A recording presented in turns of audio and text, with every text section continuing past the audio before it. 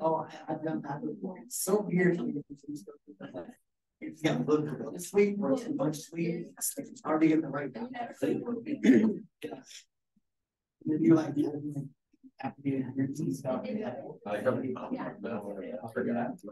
all right, good morning. Feels like it's been a long time. Doesn't it? It feels like it's been a long time. Then I get to tell you to have another good weekend here today, which is always nice. You have to forgive me. I feel like my voice is like failing me. I hope it's not that I'm getting sick. I'm thinking that it's soccer practice. So I've been yelling at lots of little children, which makes me sound mean, but it's just trying to get their attention. So I'm hoping that that's what it is.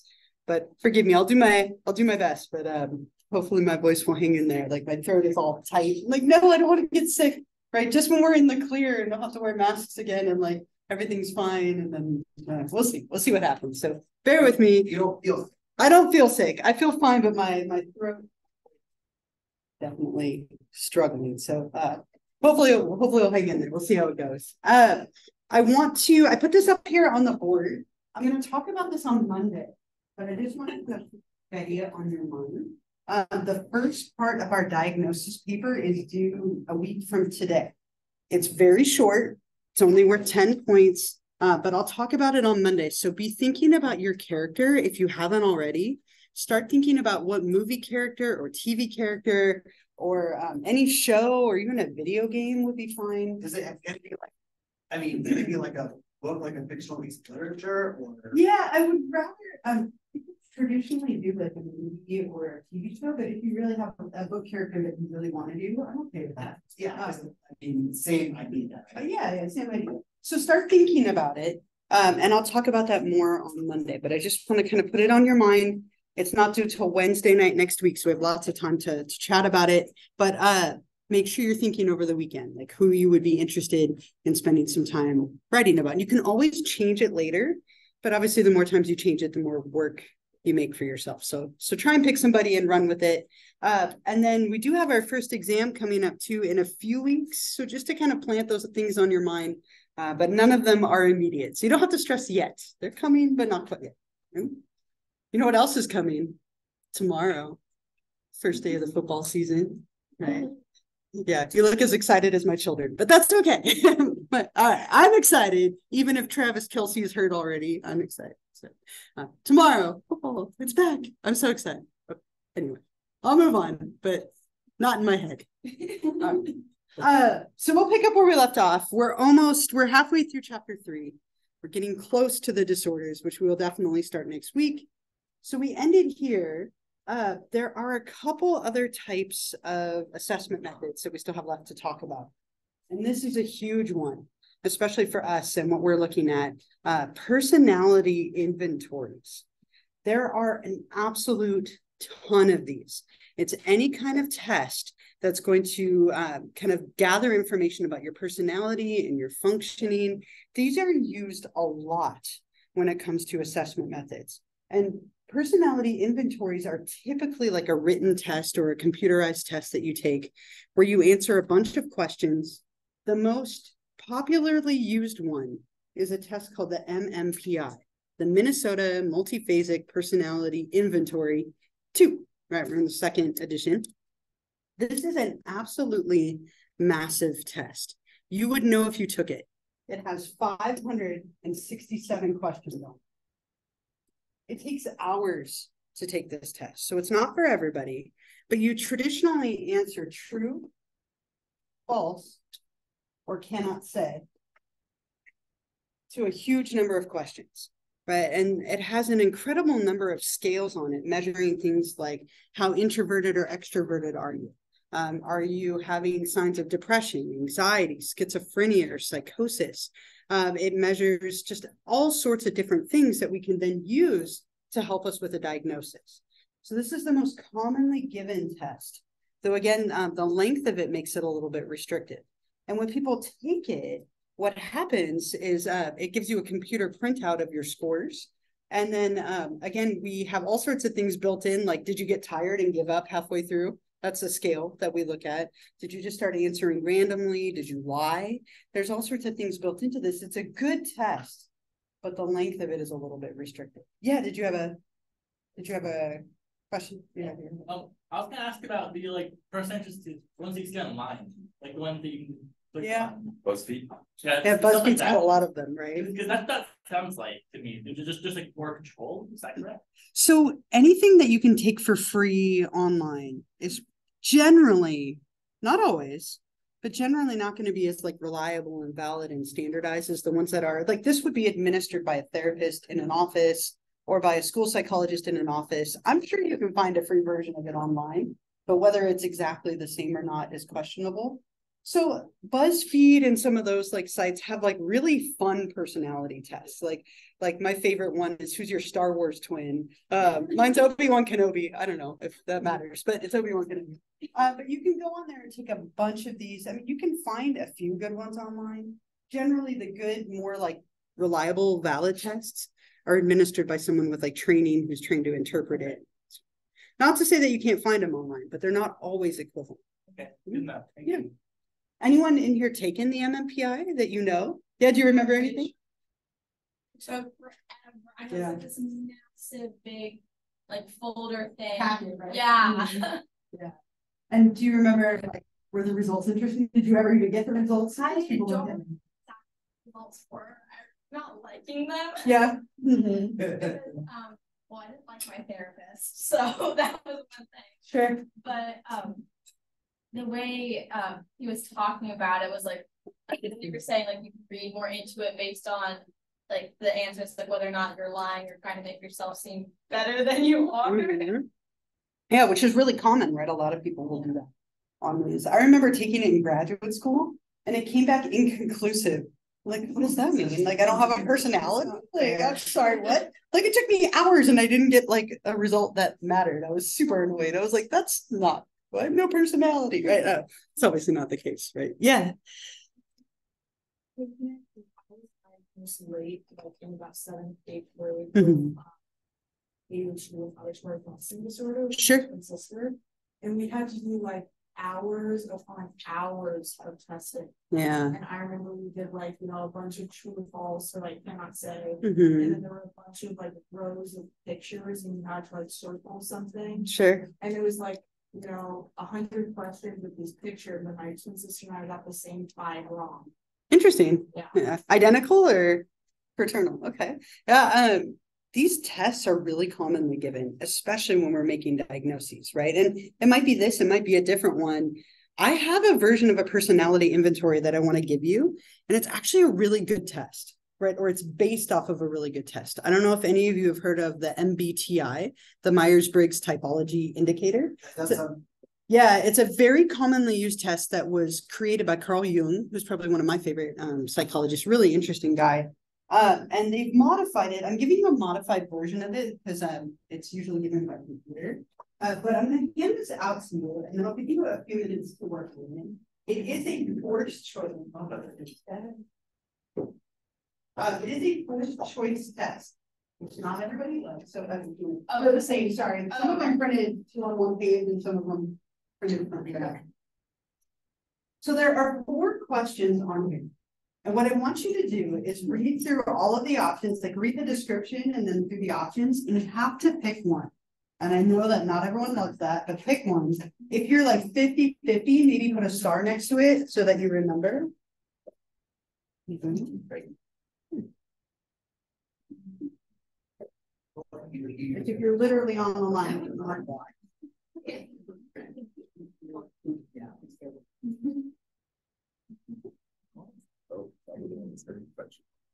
Everyone get one? Okay, so again, question 1, 2, 3, and 4, and then on the back, you're going to write your 4-letter type. So read through the description and then pick which one fits you best. Now, I want you to think about how you tend to be in general, not how you feel right now, but how you tend to be in general. And again, if you are 50-50 torn, maybe like circle it or put a star next to it.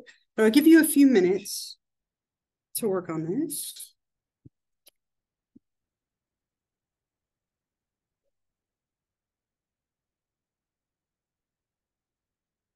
Did you get one? Yeah.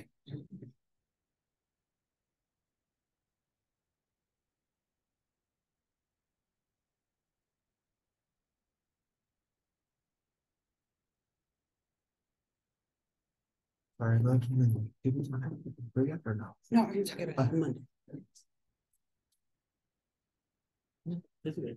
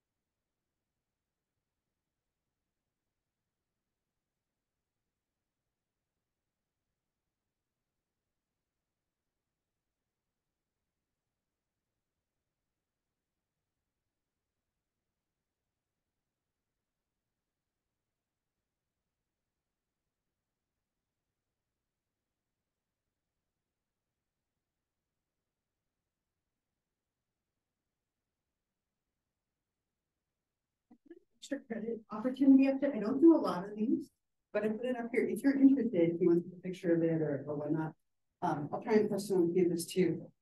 If you're interested, you can go to the website that's at the top up here and then do this. But I'll give you a couple more minutes to finish your inventory, but I'll leave this up if you want. Sorry. But like I should photobomb.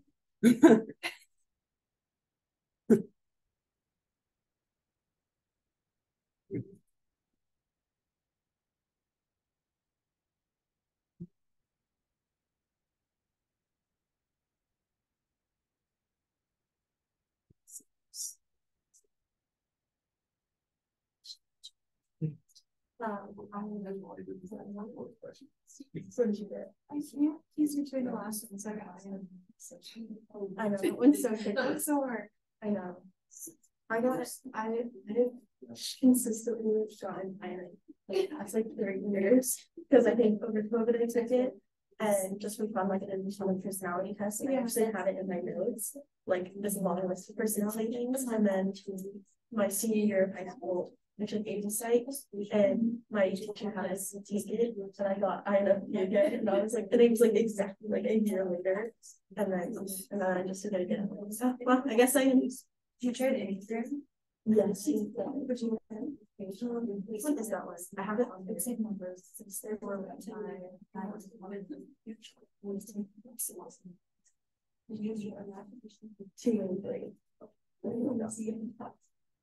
a few people still working, so give another minute or two. All the like things that everyone asked me. Personality was I was just in the weird part. Oh yeah.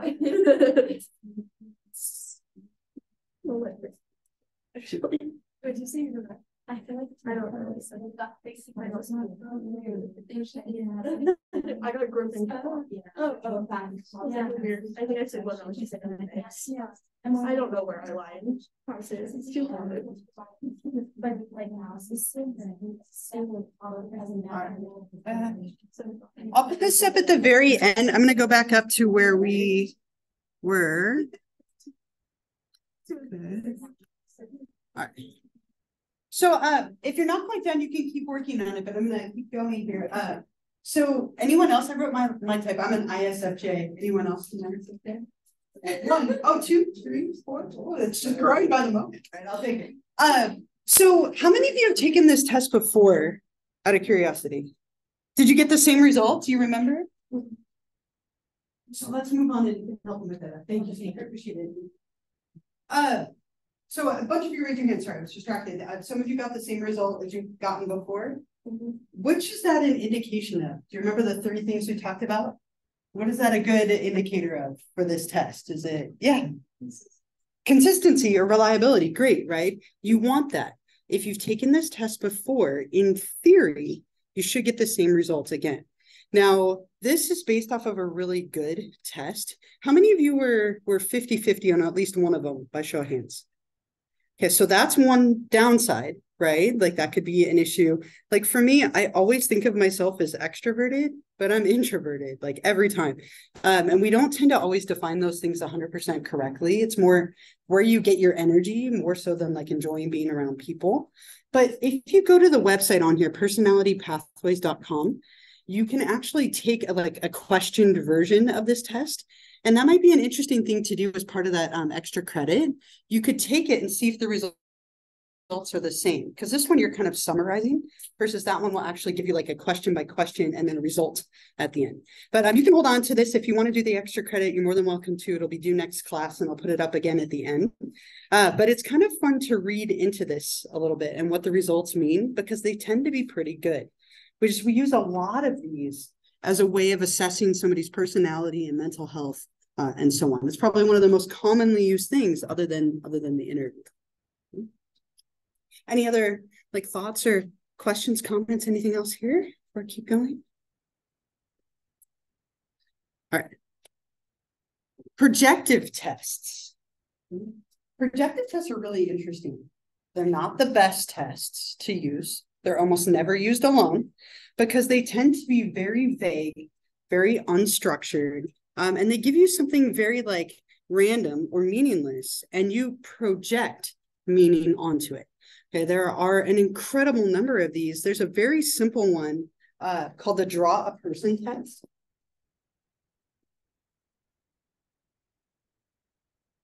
This is commonly used with kids. Fascinating to do. I've made my kids do this so many times over the years just for fun. Like draw a picture of yourself, right? And that's all the instruction that you give. And you see what they come up with. Now, you've given them very minimal, and they might draw themselves as they are, or as they wish they were, or in a moment in the past. What activity do they decide they're doing in the picture? Are there other people in it? What are the other people doing? Like, what are they wearing? All of the things that they choose to put into this very unstructured test are considered to be meaningful. Very commonly used with kids. There's another one that's kind of common, and it's the sentence completion test.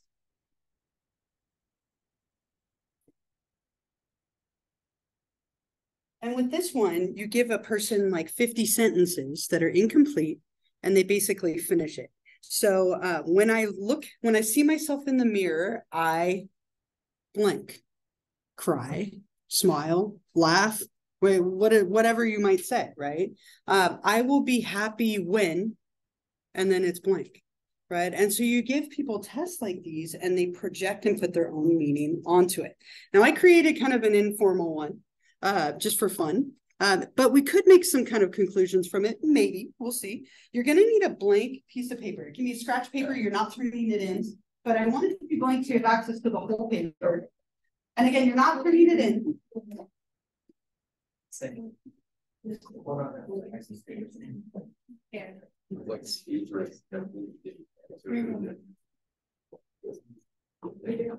So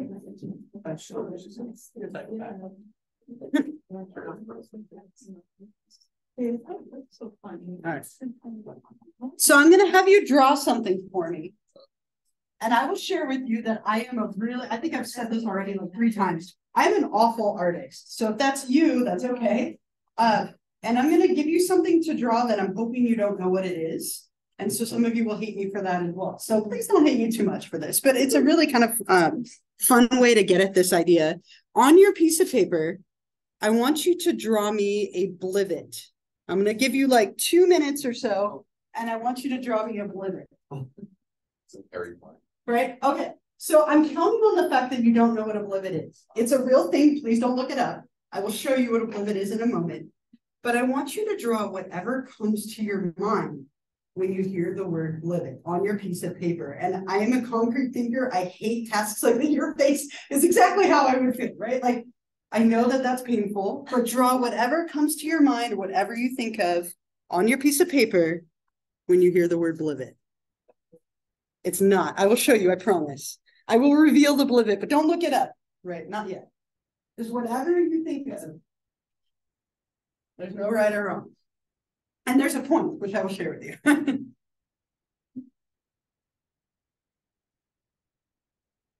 again, you're not turning it in, so you can hide it or conceal it when we're done if you want.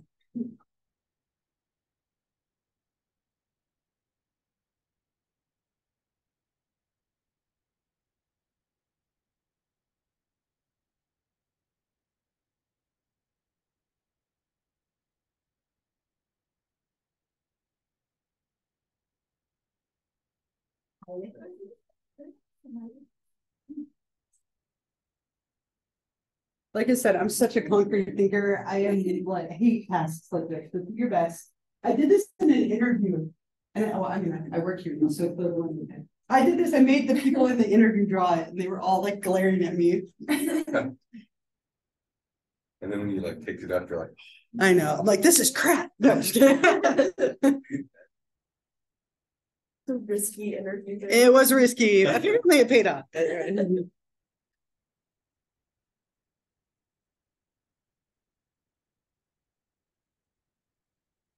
I'll give you just like another minute to perfect your mouth.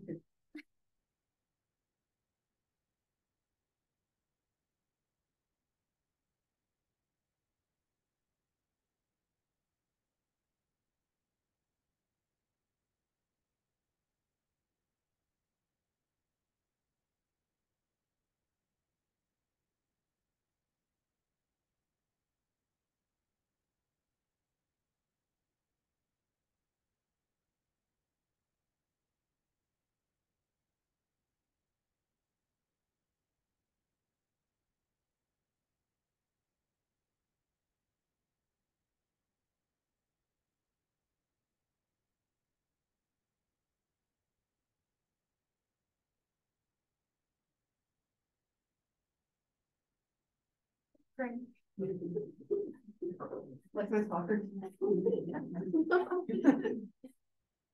I have a whole soccer team full of 7-year-old girls that all started crying at practice.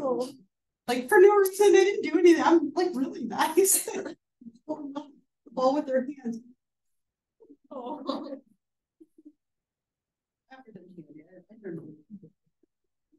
right, is everyone done? Pretty much done. Okay, so I'm going to show you what a blivet is. It's a real thing, but I was banking that you didn't know what it is. If you knew what it was, it defeats the purpose. This is a blivet. Yeah. So it's like an impossible figure where the prong in the middle kind of vanishes and appears back and forth. The blivet is not the point. The point is I gave you something really vague and you gave it meaning yourself. Okay. How many of you, out of curiosity, be honest with me, drew nothing? You were too intimidated to draw something. Like at least 2 of you. Okay. Like, and that's fine. That's common. I'm an awful artist, so I'd be tempted to go the same route or something really small. But you gave meaning to something that was largely meaningless. Okay. So we can make some general conclusions about what you did. Now, keep in the back of your mind that if you were feeling insecure about the task, that could have been the conclusion, and it might have nothing to do with anything that you drew. Okay, so maybe you're not great at drawing, and that's more meaningful than what you drew. So how many of you drew something that was really small, out of curiosity? Bunch of you. Okay, so if you drew something really small, that might indicate that you were feeling insecure about the task, or insecure in general, that you tend to be kind of shy, right, and keep to yourself, maybe or maybe not. If it's something really large, like it takes up most of the page, you have confidence, or maybe confidence in your artistic ability at the same time. You might be more assertive or dominant in your life. If you drew nothing, maybe you were feeling overwhelmed, or you don't have a lot of confidence, or maybe a lack of confidence in the task. That could be possible too. Some of you drew things that were very literal, like I saw some blimps, that's very common, or tools, versus something really creative. Maybe you're more of a creative person. A couple of you drew like little like wavy figures. I saw a couple little animal kind of things. So if it's creative or literal, I could say something about your personality in general. The pressure in which you drew it. If it's very light pressure, you might be tired or have kind of a low energy level, tend to be more introverted. Heavier pressure, you tend to have a higher energy level, maybe more extroverted. Detailed or simple, again, can be very indicative of your personality and how you tend to be in general. Are you more like analytical, or are you more like logical versus more creative? And then where you drew it on the paper also matters. The top of the page tends to mean that you're more optimistic in general, the middle more realistic, and the bottom more pessimistic, which is why I wanted you to have a whole piece of paper. Now, again, these are all generalizations which may or may not fit, but that's the idea behind these projective tests. I give you something very vague and you project meaning onto it. Now, one of the actual tests that we use, and you can get rid of or destroy maliciously or hide your limit if you find, or frame it. This is an actual projective test that is used quite a bit. It's called the TAT, the Thematic Apperception Test, because you're creating a theme or a story. Now, these pictures are very old, very grainy, and they are kind of purposefully ambiguous. Some of them are a little more loaded than others. The next one you'll see is much more loaded than this one. But what we do is we would show this image, this one here on the right, to a person, and we have them create a story. What's happening in this picture? What are they thinking? What are they feeling? What's about to happen? What just happened? What's going on? And there's no right or wrong answer, but there are typical and atypical answers. Let me put that out there. So what I want you to do, and I have a few of these today, between this and the Rorschach that we'll look at next. I want you to find a few people around you, 2, 3, 4 people, whatever's easy, and talk about what's happening in this picture, right? And again, I won't analyze it, I promise, right? That takes a lot of effort, I won't do that. But we can talk about it together, but find a few people and talk about, what do you think's happening? What comes to mind when you look at this picture? I'll give you like 2 minutes and then we'll talk about it together. So just whatever's convenient around you, talk about that image. Yeah.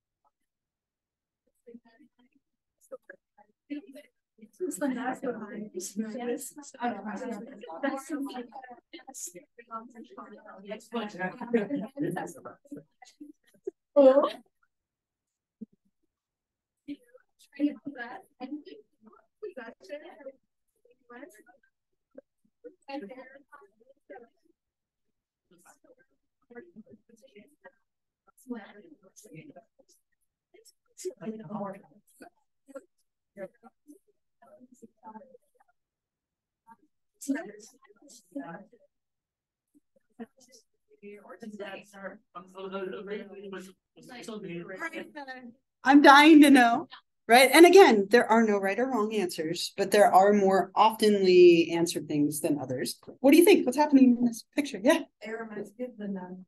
Yes, and oh my gosh, Friday, part 2. Not that it's not on my calendar or anything like that, right? Yeah, like Valak is back here, right? Like, it reminds me of the nun as well. That's a pretty common, or Snow White. A lot of people will get that, like, do you want an apple? Did you have that?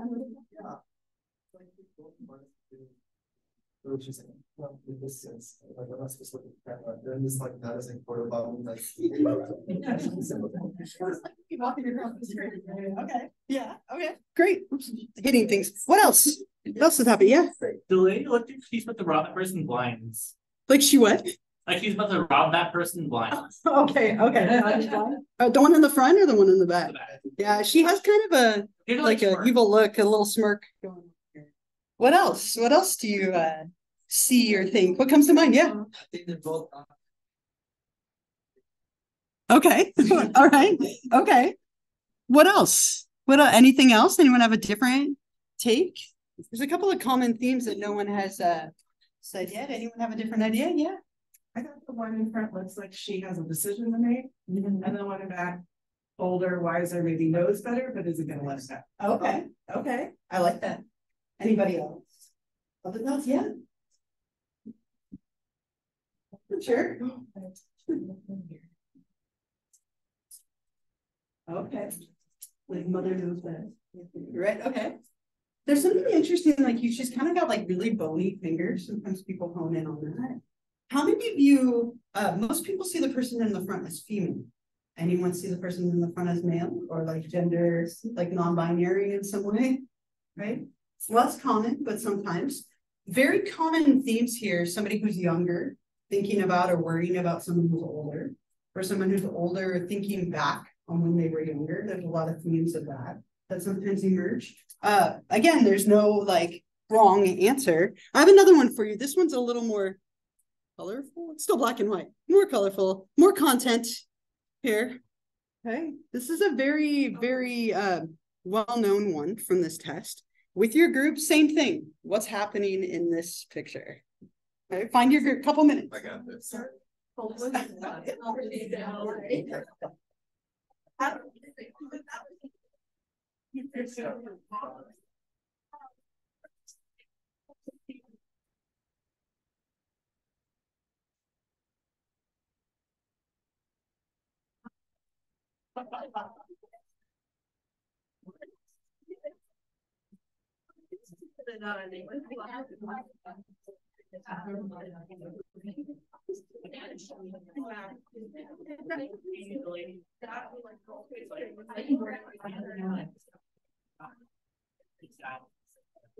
He's saying these are some. He's got back on his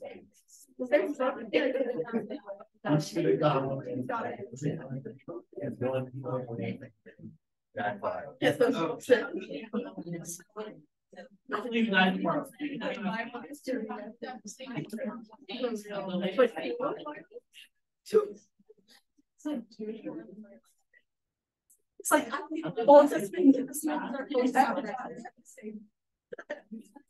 Thanks. All right,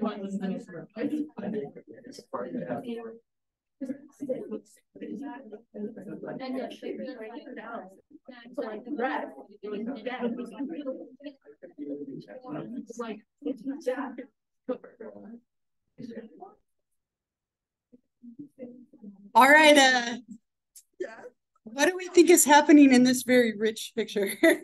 This came from human sexuality before this, right? Anyone want to start us off? What's happening? What's happening? Yeah. Like either went to like he's coming like back from work or he's going to work, and like he goes into the room and he just finds like his wife dead. Like that arm there is not just sleep. There's something very unnatural about the way she's laying, right? Boobs are just straight out, just hanging out, right? Right. So yeah, there's something very like off about the way she's laying. It's very common to have themes of her being dead. I'm sure no one wanted to say that out of fear of what that could mean, right? But it's very common to see her as not alive anymore, right? What else? Yeah. Is that he murdered her? Yeah. And like he looked, when he has his arm, he looks like really guilty. And like he looks like he just did that and he's guilty, but he's still getting ready to go to work the next day. I still have to go to work, even though. Okay. Right. Also really common that he murdered her. Right. What else is going on? Yeah. He's sad that they're not living in the house in the pacing up there. Okay. Okay. Interesting. That would be kind of an atypical answer, right? In the sense that like the painting is kind of out of focus and in the corner, but another like take on it, right? Anyone else? Anyone have a thought of like one night stand, but don't want to say it, right? That's okay. All right. There's something about that. Like one night stand, woke up in the morning, was like, oh God, what did I do? Right? Like, you're like, oh, I don't know. Any other takes? Yeah. What was that? So then a doctor. Okay. Like maybe he was brought there to examine her or see what's going on. Anybody else? Other takes? Yeah. There's something like shadow that were repeated. I can't reach out from my sleep area. Okay. Yeah, I mean there is kind of like there's a lot of like dark and shadow in here. Right. Anybody have any other thoughts at all? Anything else? There's something odd about the bed is like strange for now, right? It's like a single bed. It's very tiny, right? But there's usually a lot of themes of like they had sex. It was like a one night stand. He's having an affair. He murdered her, walked in and found her dead, right? There's a lot of those themes that come up in it. Atypical response. I think I heard somebody say it. His eyes are tired from reading the books. So he's, like this to shield his eyes, right? Ignoring the sexuality in the image is kind of a theme of maybe sexuality makes you uncomfortable in some way, or that something is loaded there for you. So what we tend to do with these is look for themes. So let's say in this one, you show this to a client and they say, it's a dad and he walked in and found his daughter had committed suicide. Okay? And then we go back. It's an older woman who's worried about her granddaughter. She just told her that she's depressed and is thinking about taking her life. Now that's like really obvious there, right? But themes like that tend to emerge with these, right? Like, the older woman is worried about money and talking to her granddaughter about it. And, like he did whatever, like, and it's short on money, like, the themes come up over and over again. That can reveal something that's on someone's mind. They might kind of slip it out unintentionally because they don't realize like maybe the nature of the test. Another variant of this, much more popular, much more commonly used, is the Rorschach ink blot test. I'm sure a lot of you have seen these before. This is an actual test. It was created by a man named Herman Rorschach back in the 1920s. Very simply created. He dripped ink on a piece of paper, folded it in half to get a mirror image, and then would show it to people and say, what do you see? Now, similar to the TAT, we look for themes. So we ask people to look at these images and we see how many things do you see? Do you focus on the white versus the dark? Do you see a bunch of things or a few? Is it the whole or is it little elements? Are there like, again, patterns or themes that emerge? So I'll give you just a minute. Again, I have this and then one more. With your same group, I'll give you just a minute. What do you see in these images? Again, no right or wrong. Right?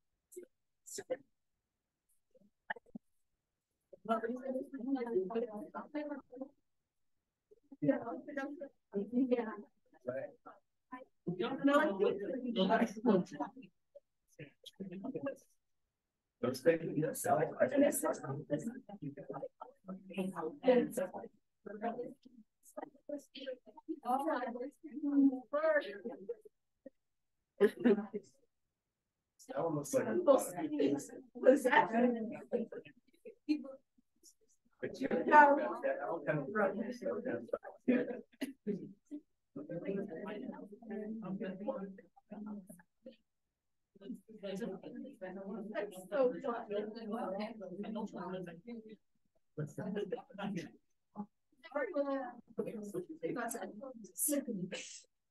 All right, what do you see in these here? Like, I don't know if these are less intimidating or more, but A lot more.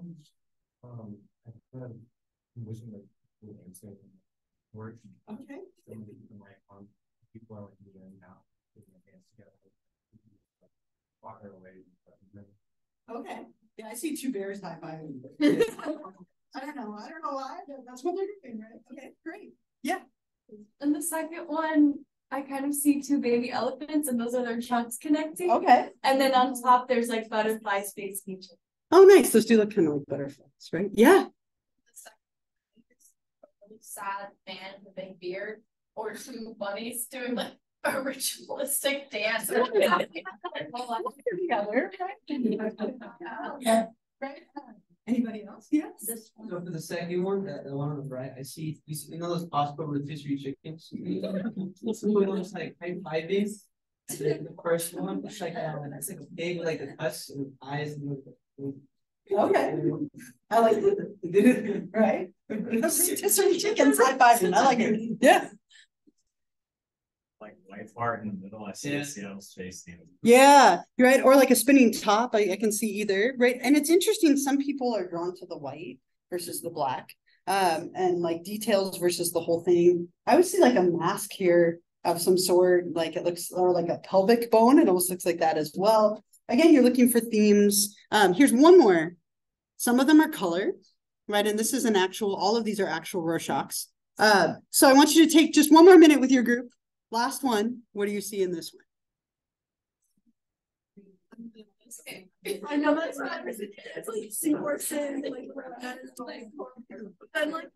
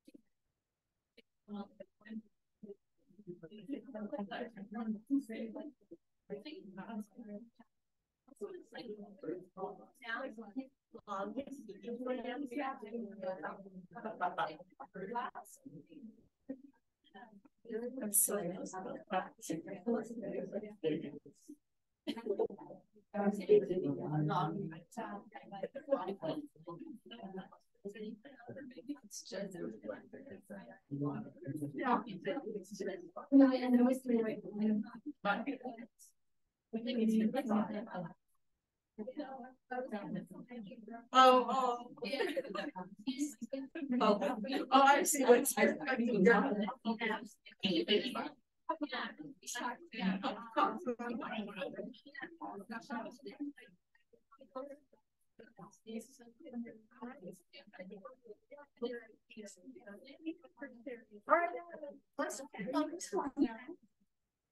This one's interesting to me. I've looked at these for many years, right? And I've shown them for many years. And so this one for me, I always used to see like an alien scene. Like at the top, it kind of looks like the queen alien from the Aliens movies. I don't know, that's what came to mind first. But and then when my partner and I were trying to get pregnant, like years ago, like 12 years ago at this point, I saw like ovaries with an egg in it. Like I'd never noticed that before, but it was something going on in my life. And then I see pliers, like when we were doing home improvements, I'm like, oh, need all those pliers right down here. Like, so I've seen different things in this image. And then now I see like an underwater Sophia, the first like scene film on here, because it's something my kids would totally watch. Something I'd see in Little Mermaid or something, I don't know. Like they're singing under the sea. And so it's changed for me a lot over time, which is interesting. What are some of the things that you see? Yeah. I see a lot of like bugs. Yeah. Bugs is a very common theme. Yeah. What did you I do. Yeah, and some people have a really hard time with things that are ambiguous, right? Which is why these aren't the best tests by themselves. But do you see like anything, even if little images or little bits or? I see a bunch of crabs. Yeah, see, so that's enough, right? They kind of look like two crabs on the side here. Other people, other things you see? Yeah. They look like fish, like the green and Yeah. then yellow and orange. Yeah. How many of you have thought of like an underwater scene? That's really common, right? A bunch of you. Other thoughts you have your head? It looks like they're all climbing to reach that straight near the top. Okay. All right. They're all heading toward that or like climbing toward that. Yeah. Yeah. For sure. Right. Anybody else? Yeah. This is like kind of weird. I saw like a female body with like a bikini top. Sure. On. Look, see, you weren't alone. People were like, oh, yeah. And that's really common. Again, there are common, like typical responses. We look for themes. So let's say you look at this one. I told you I saw Aliens like years ago. So let's say I'm like, oh, it reminds me of a scene of aliens from a movie. And then I'm like, oh, two aliens high-fiving. And that's definitely an alien in the middle here. Again, I'm being overly obvious. But aliens tend to represent a theme of feeling alienated and lonely and different, right? So sometimes when people look at these, they see things that might give away a little like hints of what's going on in their mind. Now, you would never use a projective test alone. Never, right? It's not going to give you enough, but it might be used as part of that battery of assessments that we talked about. Yeah. We like the word. Yeah, that's actually a projective test as well. It's very Freudian, very projective. Like I give you an ambiguous word and you respond with another word. Yep, that's very commonly used here too. So helpful, but you would never use them alone. Now, once we've given somebody a battery of tests, right? So we've given them a variety of whatever tests we felt like were relevant, we can then take all of that information that we've gathered and arrive at a diagnosis. Now, sometimes people have more than one diagnosis, right? Like you might have two disorders. Typically it's one, maybe two. Very uncommon to have much more than that. But a diagnosis is just saying that everything going on for you reflects this particular disorder or disorders. Okay? And we do this in a couple of different ways. It's not one piece of information. So it's not like you have major depression, right? Or you have bipolar disorder, right? There's actually a couple of pieces of information that go into it. So the new way of doing this in the DSM-5, the DSM is the Diagnostic and Statistical Manual of Mental Disorders. It's the book that contains every diagnosis that we recognize in the field of psychology or psychiatry. Now, it's constantly changing. We've had a lot of additions over time. They just updated the 5th one not that long ago with some small revisions. But in the DSM-5, what we do is we do it this way. We say, what is your diagnosis? Like your main presenting diagnosis.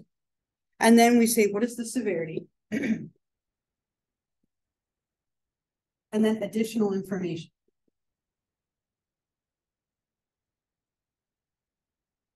The old way of doing it looked like this. And some people still use it, which is why I'm going to go over it a little bit.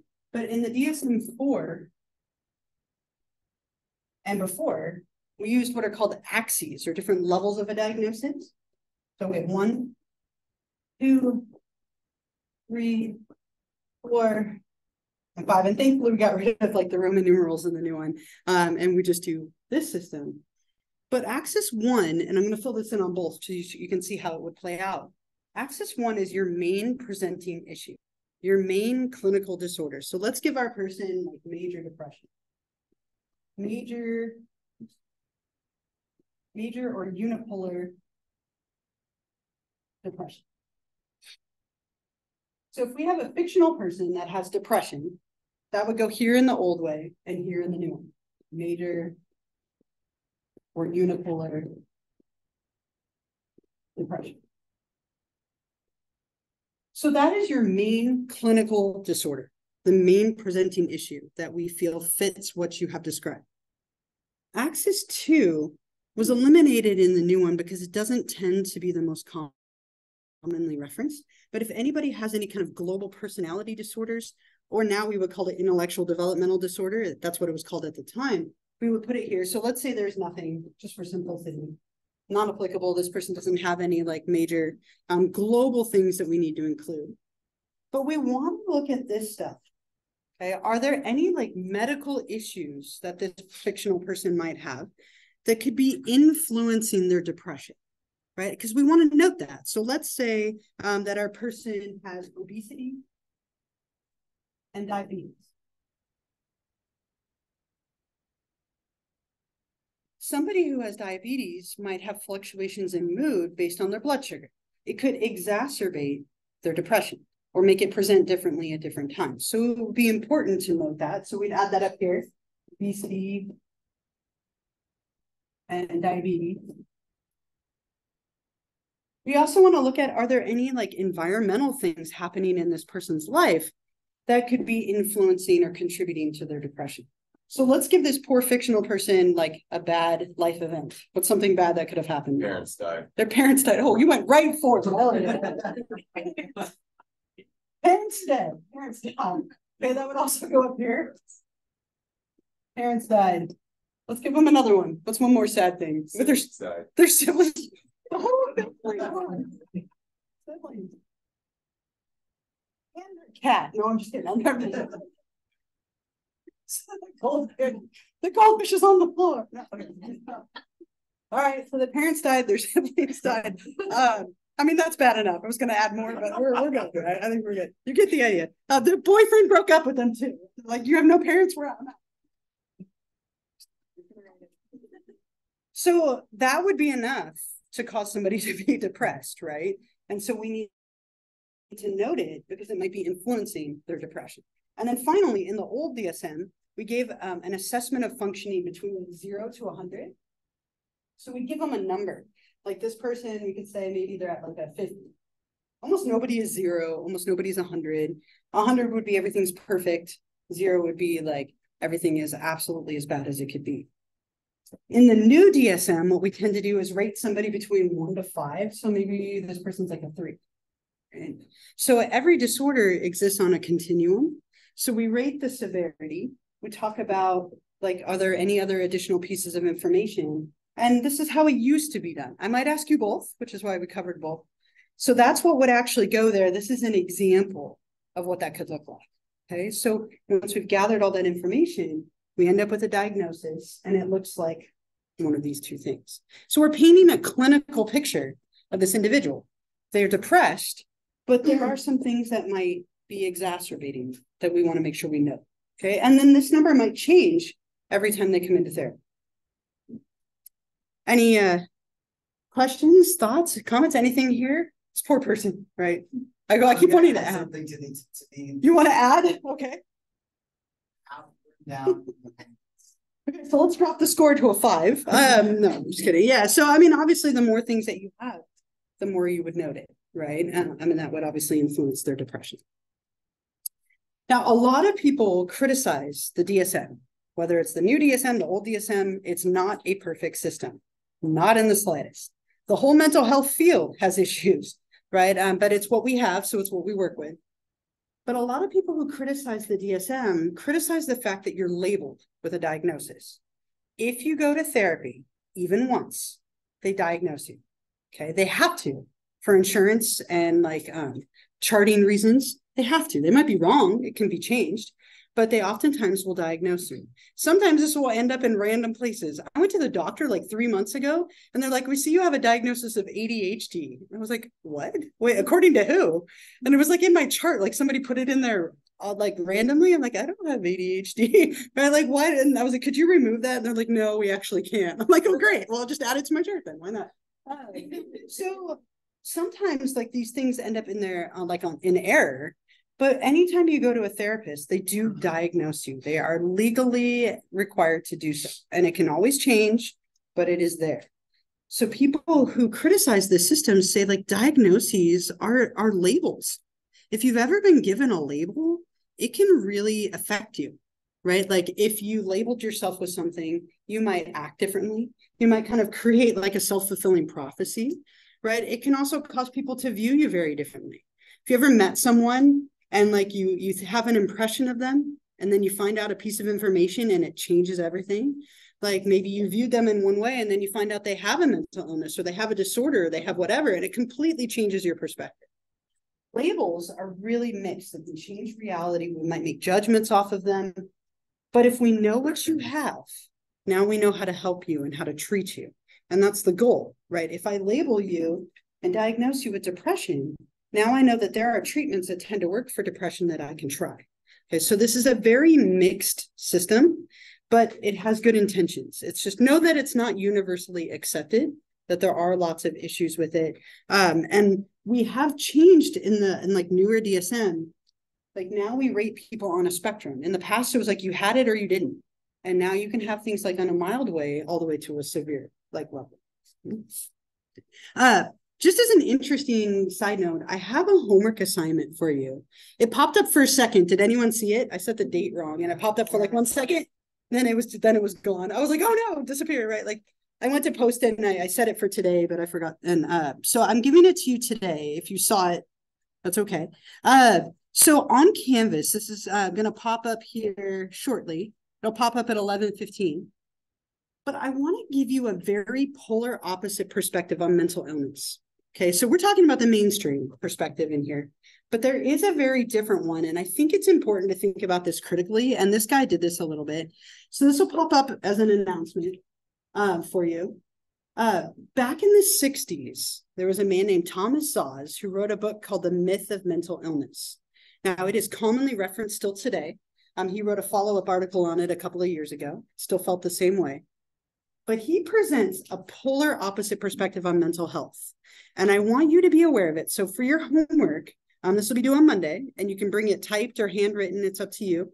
I want you to read this little excerpt from his book that I put here. So if you click on this and see if it lets me, it got tired of waiting for me. It'll come up. Here's the article.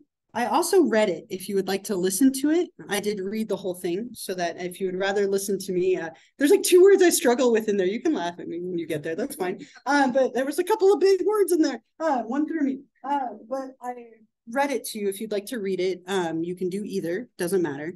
But then once you're done reading it, you're going to answer. Got my ear. You're going to answer a couple of questions about it. Let me go back. So what I put here in this. And again, this will pop up at 11:15. 3 questions. You're going to summarize his main ideas. So what is he saying, right? What are the ideas that he's presenting? What are some of the reasons that he presents as support? Do you agree with him? You don't have to agree, but what are your thoughts? Do you agree? Do you disagree, and why? And then do you think that diagnoses stigmatize people? In what ways might they help or hinder? Okay, so this whole thing will pop up on Canvas in like 15 minutes. And here's the article. And we're going to talk about it a little bit, and then I'll collect it next time.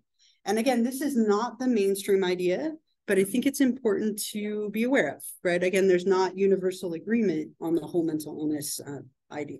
Okay, so that will pop up on Canvas shortly.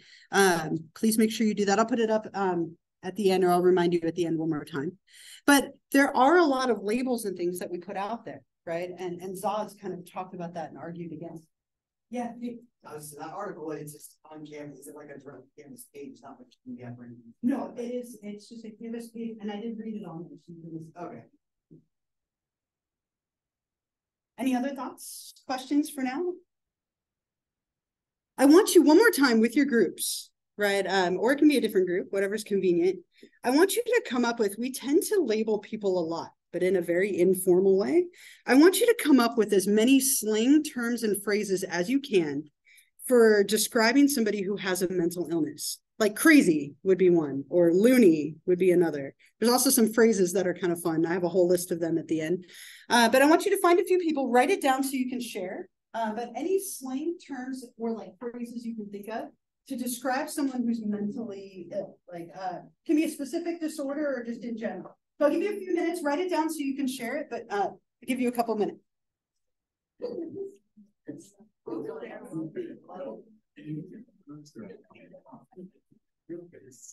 All of them, right? No, I made that up.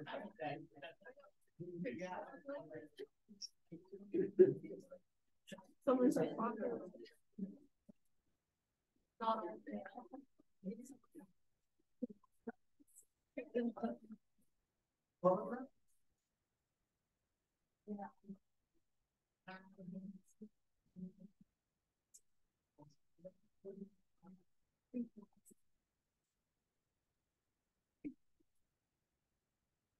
excited.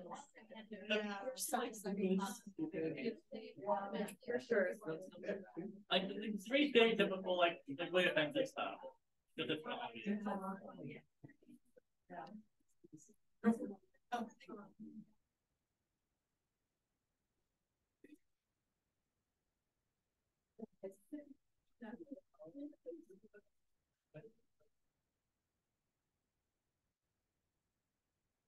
Give you another minute or two.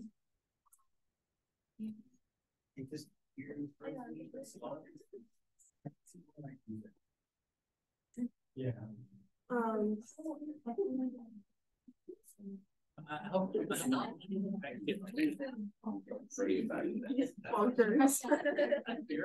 That's a good one though. Yeah. I feel like Gen Z is so silly. I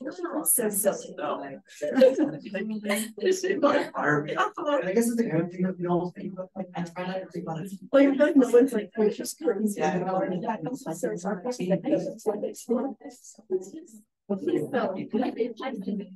Oh, I know. But flamethrowers. That's true. They are pretty. Especially for like. Yeah, oh, well, this is so sad. This is. We're in.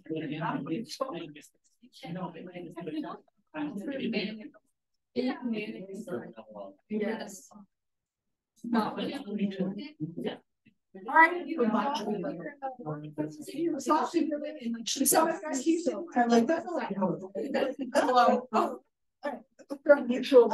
So what are some of the terms that you came up with? Share one? Yeah.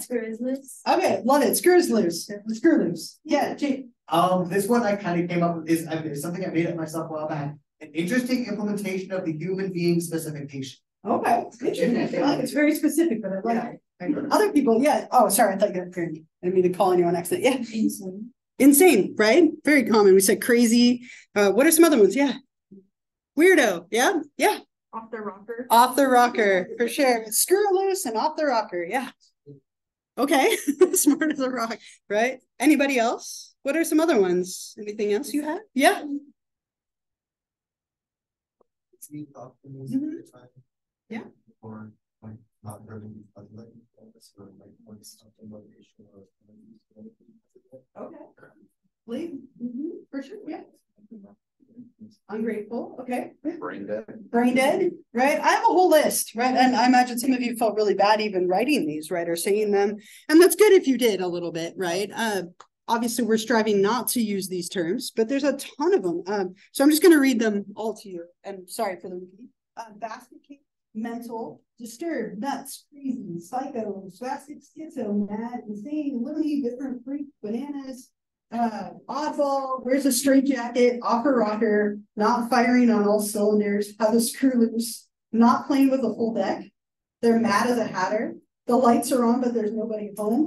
Wow. They've lost their marbles. The elevator doesn't go all the way to the top floor. The cookie doesn't crumble the right way. And my favorite, there are a few fries short of a happy meal. There's a ton of these, right? And again, oftentimes there's so much stigma with mental illness, right? And we see that in these labels, right? We see that in the way that we describe therapists as shrinks. There's a ton of stigma, and labels can easily give people stigma. They can also be helpful, right? So it's kind of a little bit of a mixed bag. One more slide, and then we'll stop for today, and I'll put up that homework assignment one more time.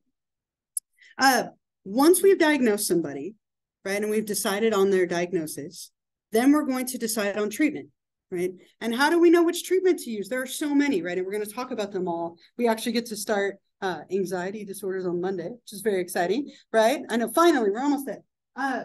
So we consider the client, we consider their background, and we consider the disorder and the therapist, right? What is that therapist like approach? How do they tend to approach things? Every therapist has their own modality that they tend to use, as we saw, comparing Rogers and Fritz Perls.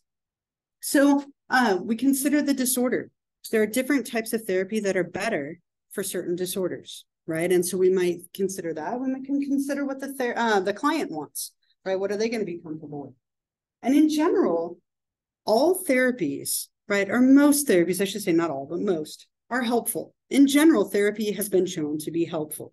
There are some caveats though, right? So it's most helpful for people who have milder issues over more severe, people who are motivated to change versus not motivated.